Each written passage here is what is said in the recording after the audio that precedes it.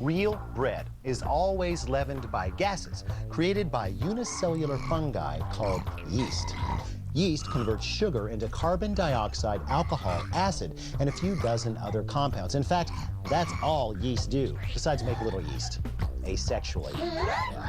Sorry. These yeastly activities are referred to as fermentation and were discovered by one of the top 10 most important people of all time, Louis Pasteur! He was also responsible for pasteurization. But don't worry, that's another show.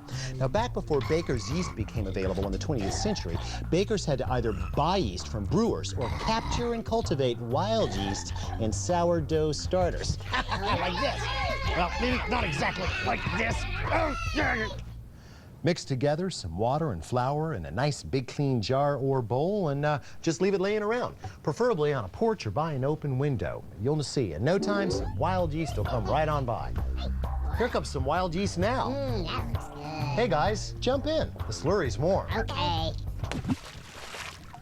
Keep stirring and feeding your starter, and in a few days, you'll have yourself a nice colony of healthy yeast, ready and willing to give any bread a lift. But what makes sourdough starters really special is that wild yeast usually travel in the company of bacteria.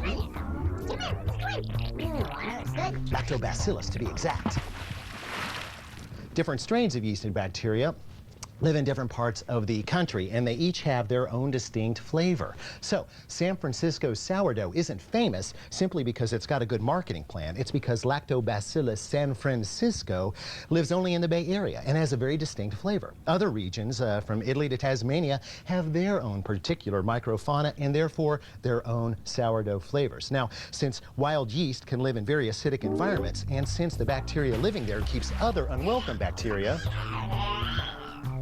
I guess he didn't like the taste. See, they keep other ones out. See how that works? Carefully managed starters can last indefinitely, but keeping up with one is a good bit of work. Kind of like having a pet that you raise and feed and take care of and then bake and eat. Excuse me.